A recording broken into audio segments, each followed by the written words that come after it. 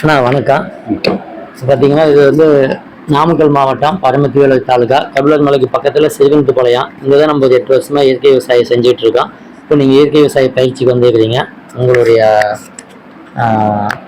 விளக்கம் நீங்கள் வந்ததுக்கான காரணம் இப்போ நீங்கள் வந்து என்ன தெரிஞ்சுக்கிட்டீங்க? ஐயா, நான் ஒரு ஏல விவசாயி தான். நான் இந்த கேரளாவில் இடுக்கி மாவட்டத்தில் ஒரு 12 வருஷமாக ஏல விவசாயம் பண்ணிகிட்டே இருக்குது. ஏலக்காய் பண்ணிக்கிட்டே இருக்குது.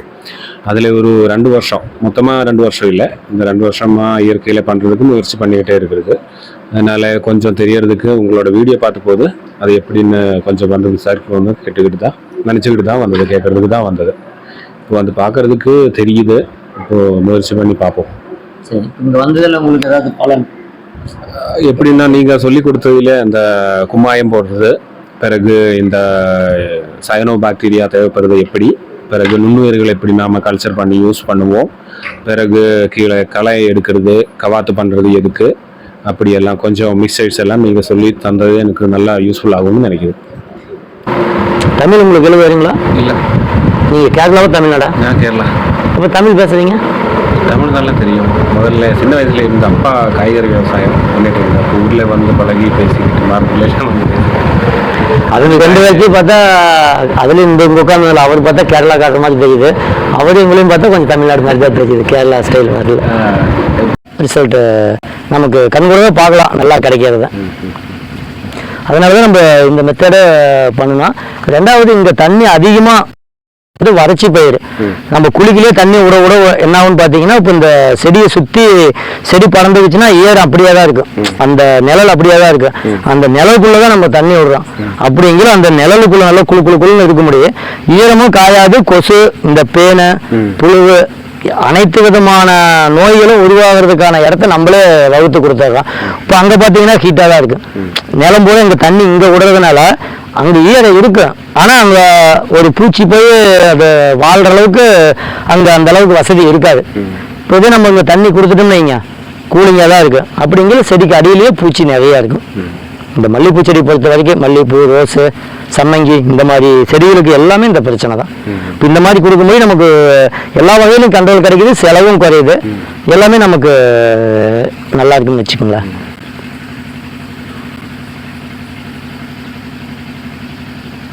ஏன்னா அந்த செடி வந்து செடியோடைய வேருக்கு என்ன வேலை? தண்ணி எடுக்கிறது தான் வேலை. அப்போ தண்ணி தண்ணி எங்கே இருந்தாலும் போயிடும். இப்போ பார்த்தீங்கன்னா இது அந்த செடி நிறையா செடி சின்னதாகவே இருக்குது. அந்த சின்ன செடிக்கே நம்ம வாய்க்காலில் தான் தண்ணி விடுவோம். இப்போ அதெல்லாம் பார்த்தீங்கன்னா சின்ன செடி தான், அதெல்லாம் இப்போ வச்சது தான். அந்த செடிக்கு இங்கே தான் தண்ணி விடுவோம். அந்த செடியே இங்கே வந்து தண்ணி எடுக்குது, வேர் எடுக்குது. அப்போ இவ்வளோ பெரிய செடி எடுக்காமல் எங்கே போயிடும்? புரியுதுங்களா? இதெல்லாம் நம்ம அனுபவத்திலேயே இதெல்லாம் ஒன்றொன்னா கொண்டு வந்தது. அங்கே கொடுக்கும்போது நிறையா கொடுத்தோம். குப்பையெல்லாம் கொண்டு போனால் அதிலே கொட்டுறது எல்லாம் பண்ணிக்கிட்டு இருந்தோம். இப்போ நீங்கள் வீடியோ பார்த்துருப்பீங்க. அந்த வாணி எடுத்து உள்ளுக்குள்ளே போட்டு செடி வெட்டுறது உள்ளே போட்டு அதுக்கு மேலே குப்பையும் போட்டு அதுக்கு போன வருஷம் என்ன பண்ணணும்னு பார்த்தீங்கன்னா பலதானி விதைப்பு விதைச்சேன். செடி வெட்டுறதுக்கு 30 நாளைக்கு முன்னாடியே விதைச்சுட்டு ஃபஸ்ட்டு இது இருக்கிறதெல்லாம் பிடிங்கி அடியில் வச்சுட்டு வாணி எடுத்துட்டு அதுக்கப்புறம் தலையை வெட்டி உள்ளுக்குள்ளே போட்டு அதுக்கு மேலே பலதானி விதைப்பை போட்டு அதுக்கு மேலே சாணி குப்பையை போட்டு மூடி விட்டேன் நான். இப்போ நம்ம இது மாதிரி பண்ணுறதுனால வருஷத்தில் ஒரு டைம் தான் நம்ம குப்பை கொடுக்குறோம், பராமரிப்பு செலவு. ஏன்னா மண் மாறிடுச்சு, நுண்ணுயிரி பெருக்க ஆயிடுச்சு, நம்ம கொடுக்கறது மண்ணுக்கு. அப்படிங்கிற மண்ணில் இருக்கக்கூடிய சத்து நுண்ணுயிரிகள் மூலமாக செடிக்கு போயிடுது. செடிக்கு போயிட்டு செடி ஆட்டோமேட்டிக்காக நமக்கு கொடுத்துருது. அவ்வளோதான். நம்ம அதே வட்டம் கட்டிட்டு நம்ம கொடுக்கறது போல செடிக்குன்னு நினச்சி தான் கொடுப்போம். இந்த மாதிரி கொடுக்கும்போது நம்ம கொடுக்கறது போல மண்ணுக்கு. ஏன்னா மண்ணில் நுண்ணுயிரி பெருக்காயிருது, மண்புழு, அதற்கான உணவு நம்ம கொடுக்கறதே இல்லை. இப்போ எல்லாம் ஜீவாமிர்தம், பஞ்சகாவியான்னு சொல்லி நானும் அது மாதிரி தான் கொடுத்துக்கிட்டு இருந்தேன். அது என்னன்னு பார்த்தோன்னா, நம்ம அந்த 200 லிட்டர் மல்டிப்ளை பண்ணுறதுக்கு எவ்வளோ கொடுக்குறோம்? 2 கிலோ சர்க்கரை எல்லாமே கொடுக்குறோம். அதே மண்ணில் கொடுத்ததுக்கப்புறம் அதுக்கு ஏதாச்சும் கொடுக்குறோம்னா வெறும் ஜீவாமிர்தம், பஞ்சகாவியாக தான் கொடுக்குறோம். அதுவே நமக்கு சிரமமாக இருக்குது அப்படின்ட்டு தான் இப்போ நம்ம அந்த சாணப்பாசி கரிசல் அப்படின்ட்டு ஒன்று பண்ணி. ஏன்னா நாட்டு மாட்டு சாணத்துலேருந்து இப்போ நிறைய பேர் பார்த்தீங்கன்னா நம்மக்கிட்ட பயிற்சிக்கு வரீங்க எல்லாருமே அந்த நாட்டு மாட்டு சாணம் இல்லை, அது நாட்டு மாடு இல்லை, அதனால நான் இயற்கை விவசாயம் பண்ணலை அப்படின்னாங்க. இப்போ நம்மக்கிட்ட நாட்டு மாட்டு மாடு இல்லை, சாணம் இல்லைனாலும் அந்த சாணியிலேருந்து பாக்டீரியாவை பிரித்து எடுத்துட்டோம் அப்படின்னோம்னா அதை வச்சு நம்ம மீண்டும் நாட்டு மாட்டு சாணத்தை தேடி போக தேவையில்லை. அந்த சாணத்திலிருந்து பிடிச்சிருக்கக்கூடிய பாக்டீரியாவை வச்சு அதில் நம்ம சர்க்கரை போட்டு மல்டிப்ளை ஜீவாமிர்தம் எப்படி பண்ணுறோமோ சாணியை போட்டு அது மாதிரி இதை நம்ம சர்க்கரையை போட்டு நீட்டாக அதனுடைய அதனுடைய கழிவு பாருங்க எந்த அளவுக்கு வருதுன்ட்டு. இது பூராமே எண்ணெய், இந்த மீனமிலத்தில் இருக்கக்கூடிய கழிவு பூரா மேலே கொண்டு வந்தது. இது நம்ம ஒரு சலடை வச்சு வடிச்சுட்டு வெளியே எடுத்து போட்டால் தீண்டு போச்சு, எல்லாம் ஃபில்டர் ஆகிடும். கீழே பார்த்தீங்கன்னா இந்த ரேஞ்சுக்கு இதில் ஒரு 15 கிலோ போட்டிருக்கோம் அப்படின்னா ஒரு 1/2 கிலோ 1 கிலோ தான் கழிவே இருக்கும். எல்லாமே கரைஞ்சது, ஃபுல்லாக கரைஞ்சது. 2 நாளையில் உங்களுக்கு கரைஞ்சது. பழைய மீனமிலம்னா உங்களுக்கு 40 நாள் ஆகும். சரிக்கு சரி நாட்டு சக்கரை போடணும். இது 4ல் 1 பங்கு தான் நம்ம நாட்டு சக்கரை போடுறோம். தண்ணி நம்ம ஃபுல்லாக ஊற்றிக்கிறோம். லெவலுக்கு தகுந்த மாதிரி அந்த மீனமிலும் நம்ம ரெகுலராக கொடுத்துக்கிட்டே இருக்கணும். இது வந்து உள்ளே போயிடுச்சுன்னா பாக்டீரியா உங்களுக்கு மல்டிப்ளை ஆகாத குறைச்சிக்கிட்டே வந்துக்கிட்டே இருக்கலாம். மற்ற பார்க்கும்போது கம்மியாக தான் இருக்குது செலவு. நான் ஃபர்ஸ்ட்ல ஆரம்பம் அதிகமாக போட்டதுனால இத்தனை பேர்கள் எல்லாம் போட்டு எல்லாமே ஸ்டாக் ஆகி போச்சு. ஏன்னா கொடுக்கறதுக்கு இதாகுது. இப்போ தென்னை மரத்துக்கெல்லாம் பார்த்தீங்கன்னா அங்கங்கே தண்ணி வர இடத்துலேயே வச்சிருக்கான். பிள்ளைங்க எல்லாம் வச்சிருக்கோம் பார்த்தீங்களா பேரில், அந்த பேரில் மீனமெல்லாம் போட்டு தண்ணி அதில் விழுந்துதான் வரும்போது நீக்கிட்டோம்னா அப்படியே இதுக்கு வந்து பாருங்க அந்த அளவுக்கு கறி வரும்னு இருக்குன்ட்டு. இது ஃபுல்லாக அதே தான். ஒரு 200 லிட்டர் போட்டு வச்சுட்டா 2 அடுப்புக்கு அப்போ கரிசல் இதெல்லாம் போட்டு வச்சுருக்கோம்ல, அதுக்குள்ளே கொண்டு போய் எல்லாம் எடுத்து ஊற்றிடுவாங்க பார்த்தீங்களா அந்த அடிவண்டல், அதெல்லாம் எடுத்து அதுலேயே ஊற்றிடுறது. அது நீக்கிட்ட காட்டுக்குள்ளேயே போயிடும். இந்த மாதிரி பண்ணையில் தான் நமக்கு செலவு குறையும். ஆனால் இந்த மெத்தட் எங்களுக்கு செட் ஆகும். ஏதாச்சும் வேலைக்கு இன்னொரு ஆளுங்க வெளியில் இருந்து கூப்பிடுறதா? இல்லை ஆளுங்க வேலைக்கா? எல்லாம் நானே செஞ்சுக்குவேன். அதாவது இந்த பூ பறிக்கிறதுக்கு மற்ற வேலைங்களுக்கெல்லாம் ஆள் வருவாங்க. இந்த வேலையெல்லாம் இடுபொருள் தயாரிக்கிறது டைமில் மட்டும் ஈல்டு இருக்கிற டைமில் இருக்குது. அங்கே இருக்கிற வேலைக்கு ஆளுங்க வருவாங்க. இந்த வேலைக்கு நான் ஆளு விடுறேன். நம்ம சாணப்பாசி கரிசல், அதுவும் சாணப்பாசி கரிசல். இது இப்போ இது 2 நம்ம டைரெக்டா லிட்டருக்கு ஒரு ஏக்கருக்கு 100 லிட்டர் 200 லிட்டர்னு அதை கொடுத்துருவோம். ஃபர்ஸ்ட் அது மாதிரி கொடுத்துட்டு இருந்தோம். இப்போ என்ன பண்றோம்னா நம்ம காட்டுக்கு ரிசல்ட் வந்துருச்சு பார்த்தீங்களா. ரிசல்ட் வந்ததுனால இந்த பால் தனியாக ஒன்று வச்சு இருக்குன்னா இப்போ இதுலேருந்து எல்லாத்தையும் ஃபர்ஸ்ட் நமக்கு மண் வந்து என்ன கண்டிஷன்ல இருக்குன்னு தெரியாது. அதனால ஒன்னொன்னு தனித்தனியாக மீனமில 100 லிட்டரு பொட்டாஸ் 100 லிட்டர்னு கொடுப்போம். நமக்கு ரிசல்ட் வர ஆரம்பிச்சிச்சுன்னா எல்லாத்தையும் எடுத்து ஒன்றில் போட்டு வச்சிடலாம். எல்லாத்துலேயும் 50 லிட்டர் மொத்தமாக எடுத்து இதில் போட்டு வச்சிட்டோம்னா ஏக்கருக்கு 50 லிட்டரு அந்த மாதிரி கொடுக்க ஆரம்பிச்சுக்கலாம். ஏன்னா நம்ம செடியோட டெய்லி இதுக்கு முன்னாடி இருக்கிறதுக்கு தெரியும் அந்த வளர்ச்சி ஃபுல்லாக தெரியுறப்ப அளவை குறைச்சிக்கலாம். இயற்கை விவசாயத்தை பொறுத்த வரைக்கும் நமக்கு செலவு இல்லாமல் பண்ணுறோம். அதாவது செய்ய செய்ய இடுபொருள் செலவே குறையும். நல்லா ஃபர்ஸ்ட்லாம் பார்த்தீங்கன்னா இதுக்கு ஃபுல்லாக குப்பை ஒரு ஏக்கருக்கு 12 வண்டி 16 வண்டி போடுவான். இப்போ இதுக்கு முன்னாடி ரோஸ் வச்சுக்கிறப்போ அது இடையில கொடுத்துக்கிட்டு இருந்தோம். இந்த தடவை இதுக்கு பலதானி விதைப்பு விளைச்சா ஒரு குப்பை, ஏன்னா பலதானி விதைப்புல எல்லா சத்து இருக்கு.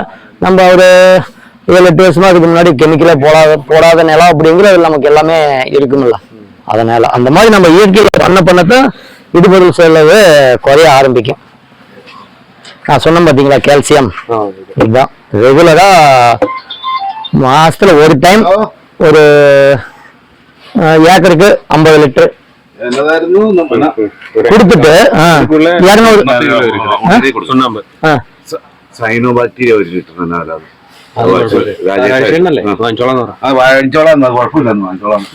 தமிழ் தெரியுமா? இல்ல தெரியாதா? சரி சரி. ஆனா இப்ப 200 லிட்டர் போடுறோம். 10 கிலோ சுண்ணாம்பு, மீதி தண்ணி ஊற்றி ஒரு 2-3 நாள் வச்சு கலக்கி விடலாம். சுண்ணாம்புல இருக்கக்கூடிய அந்த ஹீட்டு எல்லாமே வெளியே வந்துடும்.